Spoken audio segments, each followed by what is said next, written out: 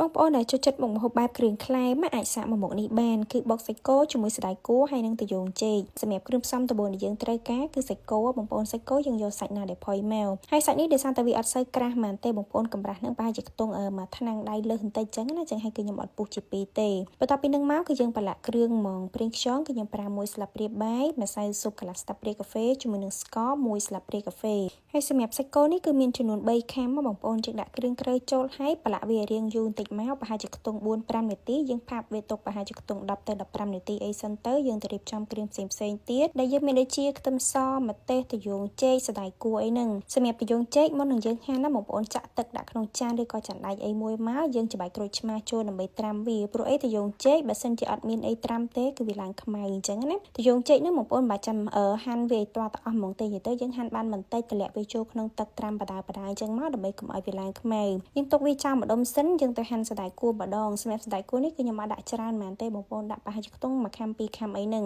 គ្រឿងបន្ទាប់មកទៀតហ្នឹងគឺជាប្រហុកបងប្អូនប្រហុកនេះគឺខ្ញុំប្រើ3-4កន្ទុយលាងទឹកឲ្យស្អាតច្រាំវាឲ្យម៉ត់ទុកម្ដុំមកសម្រាប់ខ្ទឹមសគឺខ្ញុំប្រើ5កាពឹសហើយម្ទេសបងប្អូនដាក់តិចច្រើនតាមចំណង់ចំណូលចិត្តសម្រាប់ម្ទេសធំនេះវាអត់ហឹរទេណាបងប្អូនអាហ្នឹងគឺជាម្ទេសម៉ាឡេយើងដាក់ទៅដើម្បីឲ្យបុករបស់យើងគឺវាមានពណ៌ស្អាតអញ្ចឹងទៅប៉ុន្តែបើសិនជាបងប្អូនអត់ចង់ដាក់ក៏អត់អីដែរហើយក្នុងហ្នឹងគឺខ្ញុំបន្ថែមស្ករសបន្តិចដើម្បីឲ្យយើងបុកឆាប់ម៉ត់ល្អហើយវាអត់ខ្ទាតទៀតបន្ទាប់ពីយើងបុកគ្រឿងក្រើម៉ត់អស់ហើយបាទខ្ញុំដាក់សណ្តែកគួរចូលមុនណាបងប្អូនសណ្តែកគួរបុកឲ្យវារាងបាយមកល្មមយើងដាក់ប្រហុកចូលហ្មងហើយខ្ញុំបន្ថែមទឹកត្រី1ស្លាបព្រាបាយប៊ីចេង1ស្លាបព្រាកាហ្វេស្ករគឺខ្ញុំប្រើជាស្ករត្នោតកន្លះស្លាបព្រាបាយសម្រាប់ស្ករបើសិនជាបងប្អូនអត់មានស្ករត្នោតប្រើស្ករសធម្មតាក៏បានដែរសម្រាប់ខ្ញុំដោយសារតែនេះគឺប្រហុករបស់ខ្ញុំហ្នឹងវាអត់សូវប្រៃអញ្ចឹងណាបងប្អូនអញ្ចឹងហើយបាទខ្ញុំបន្ថែមទឹកត្រីប៉ុន្តែបើចំពោះបងប្អូនវិញកុំទាន់ថែមទឹកត្រីក៏បានដែរបន្ទាប់ពីយើងច្របល់គ្រឿងក្រើឲ្យចូលសព្វអស់ហើយបាទខ្ញុំច្របាច់ក្រូចឆ្មាចូលព្រោះអីបើយើងដាក់ក្រូចឆ្មាចូលពីដំបូងហ្មងពេលដែលយើងបុកទៅវាអាចនឹងខ្ទាតបន្ទាប់ពីនឹងមកយើងទៅស្រង់ត្រយូងចេកលាងវាទុកសម្រស់ទឹកម្ដុំសិនទៅចាំយើងមកចៀនសាច់គោម្ដង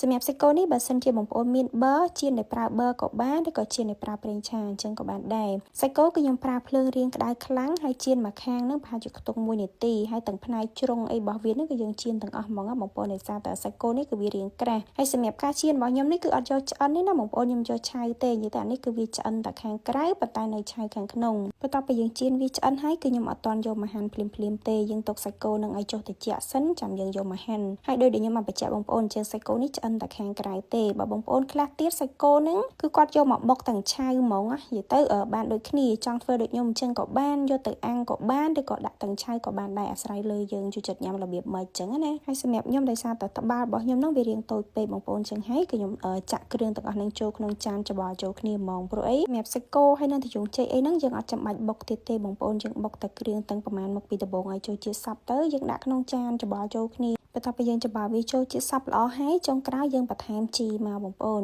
សម្រាប់រសជាតិគឺខ្ញុំអត់យកប្រៃមែនទេបងប្អូនរសជាតិហ្នឹងគឺខ្ញុំយករាងជូរបន្តិចផ្អែមមកល្មមហើយរាងហឹរប្រហើអញ្ចឹងណាហើយនេះគឺវារាងដិតប្រហុកដែរបងប្អូនដិតប្រហុកប៉ុន្តែអត់ប្រៃខ្លាំងទេហើយសម្រាប់អានេះគឺឆ្ងាញ់ខ្លាំងមែនតើបងប្អូននិយាយទៅយើងបុកសាច់គោជាមួយសណ្តែកគួរលាយជាមួយត្រយូងចេកអញ្ចឹងគឺឡើងត្រូវជាតិគ្នាហ្មង